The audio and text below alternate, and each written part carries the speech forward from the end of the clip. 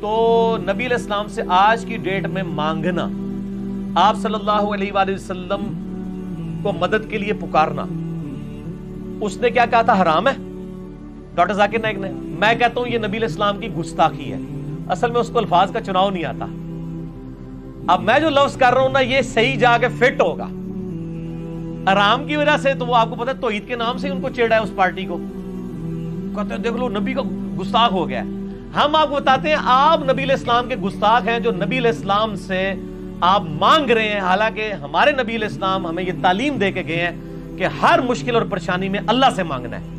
آپ نبی علیہ السلام سے مانگ کر رسول اللہ کے بہت بڑے گستاخ بن رہے ہیں، کیونکہ آپ کی تعلیمات کے خلاف ہے. آپ نے کہیں تعلیم فرمایا کہ میری قبر مبارک پہ آ کے مجھ سے مانگ لینا؟ صحیح بخاری میں 1010 نمبر حدیث ہے. نبی علیہ السلام کی وفات کے بعد حضرت عمر کے دور میں جب قحط پڑ گیا، سیدنا عمر نے دعا کی، انا کننا نتوسل الیک، اے اللہ. اے بخاری شریف، یہ دکھانے کی نہیں دکھانی نہیں ہے، صرف میں بتا رہا ہوں یہ پڑھی ہوئی نہیں ہے، پڑھی ہوئی ہے. اب میں اس میں سے وہ بخاری شریف چونکہ میرے سامنے ہے، میں 1010 نمبر حدیث کھول بھی لیتا ہوں کہ حضرت عمر کا کیا عقیدہ ہے کہ آج کی ڈیٹ میں نبی علیہ السلام سے مانگنا چاہیے کہ نہیں مانگنا چاہیے. ہاں جی، اللہم انا کننا نتوسل الیک بنبینا صلی اللہ علیہ وآلہ وسلم. قحط پڑ گیا، حضرت عمر نبی علیہ السلام کے چچا عباس ابن عبد المطلب کو لے کے نکلے اور کہا، اے اللہ جب تک تیرے نبی ہم میں موجود تھے پہلے ہم ان کو تیری بارگاہ میں توسل کے طور پر پیش کرتے تھے. اور توسل کا مطلب کیا کہ ان کی دعا کی برکت سے بارش نازل ہوتی تھی. فتسقینا، تو ہم پہ بارش برسا دیا کرتا تھا. وَإِنَّا نَتَوَسَّلُ إِلَيْكَ بِعَمِّ نَبِيِّنَا،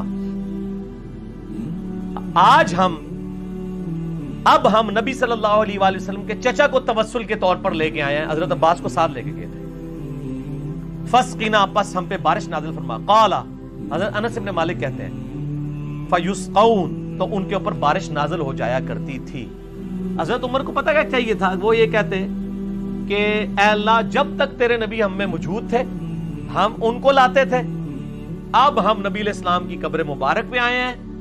یا رسول اللہ صلی اللہ علیہ وآلہ وسلم، جب تک آپ قبر مبارک سے باہر تھے آپ ہمارے لیے دعا کرتے تھے، اب ہم آپ کو قبر پہ پکارتے ہیں، آپ اللہ کے حضور ہمارے لیے دعا کریں تاکہ اللہ تعالیٰ ہم پہ بارش نازل فرمائے. یہ جو فارمولہ آج ایک خاص پارٹی نے، ایک فرقے نے اپنی پبلک کو سکھایا ہوا ہے، حضرت عمر کو یہ فارمولہ نہیں آتا تھا.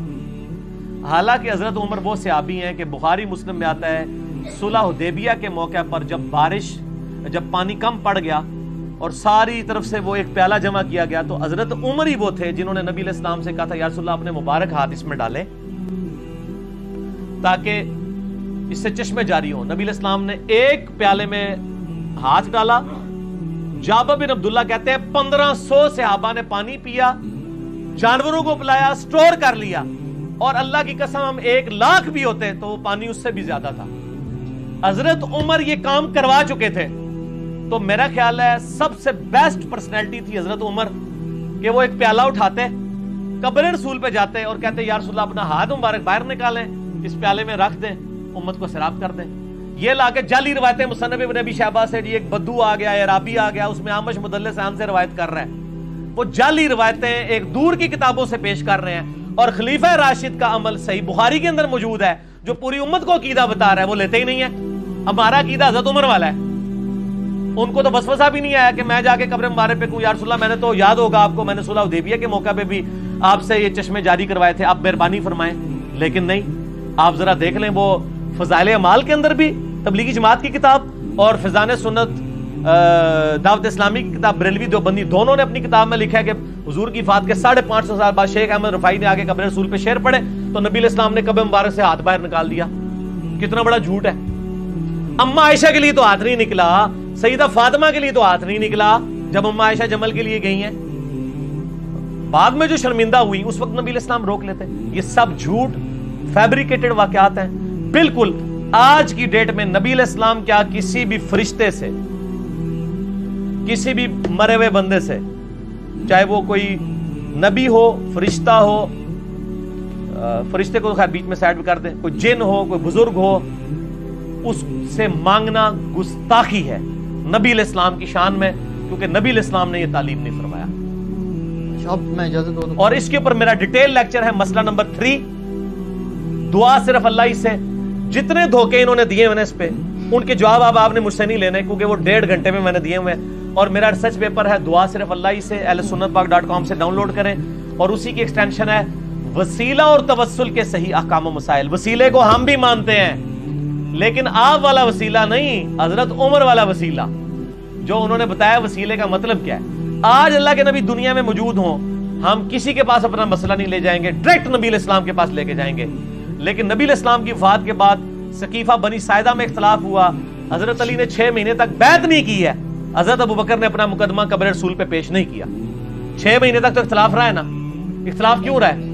1 منٹ میں حل ہو سکتا تھا، قبر رسول پہ جا کے فیصلہ کروا لیتے۔ ان کے دماغ میں بھی نہیں تھا کہ نبی علیہ السلام سے یہ کمیونیکیشن ہو سکتی ہے۔ حضرت فاطمہ فدق کا مسئلہ ہوا، یہ کہتے ہیں جو قبر رسول پہ جا کے کہتی، نبی علیہ السلام ایک آواز دیتے، کسی کی جرت نہیں تھی بات کر سکتا۔ ان کو پتا تھا کہ اب نبی کے ساتھ ہماری کمیونیکیشن قیامت تک نہیں ہو سکتی۔ بالکل جھوٹے عقیدے انہوں نے گھڑے ہیں، اس لیے آپ کو کسی حدیث میں خلفائے راشدین کے بارے میں نہیں ملے گا، بلکہ اس کے الٹ ملے گا۔ بخاری مسلم میں حدیث ہے، نبی علیہ السلام کی مبارک زندگی میں 70 صحابہ کو دھوکے سے شہید کر دیا گیا۔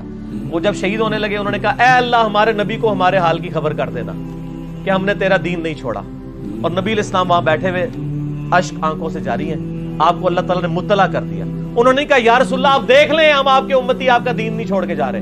کہا اے اللہ ہمارے نبی کو ہمارے حال کی خبر کر دینا۔